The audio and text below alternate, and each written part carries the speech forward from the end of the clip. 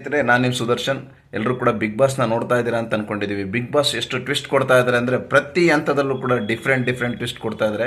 ನಿಜವಾಗ್ಲೂ ಇದು ಬೇಕು ಅನಿಸುತ್ತೆ.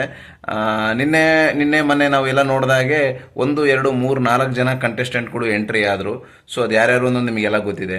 ಸೊ ಇವತ್ತು ಮತ್ತೆ ಟ್ವಿಸ್ಟ್ ಏನಪ್ಪ ಅಂದರೆ ಮತ್ತೆ ಪುನಃ 1 2 ಕಂಟೆಸ್ಟೆಂಟ್ ಹೊಸ್ದಾಗಿ ಬರ್ತಾ ಇದ್ದಾರೆ. ಸೊ ಮೊದಲನೇವರಾಗಿ ಭವ್ಯ ಗೌಡ ಅವ್ರು ಬರ್ತಾ ಇದ್ದಾರೆ, ಎರಡನೇದಾಗಿ ಯಮುನಾ ಅವ್ರು ಬರ್ತಾ ಇದ್ದಾರೆ. ಸೊ ಇನ್ನು ಏನೇನು ಕಂಟೆಸ್ಟೆಂಟು ಯಾರ್ಯಾರ ರೀತಿ ಹೆಂಗೆ ಎಂಟ್ರಿ ಆಗ್ತಾರೆ ಅಂತ ನಮಗೂ ಕೂಡ ಗೊತ್ತಾಗ್ತಾ ಇಲ್ಲ. ಮೇ ಬಿ ಇವರು ಸ್ವರ್ಗಕ್ಕೆ ಸೇರ್ಕೊಂತಾರೆ ಅಂತ ಈಗ ಬಿಗ್ ಬಾಸ್ನಲ್ಲಿ ಹೇಳಿದ್ದಾರೆ. ಇನ್ನು ಏನೇನೆಲ್ಲ ಟ್ವಿಸ್ಟ್ ಇದೆ ನಾವೆಲ್ಲರೂ ಕೂಡ ಕಾದು ನೋಡೋಣ.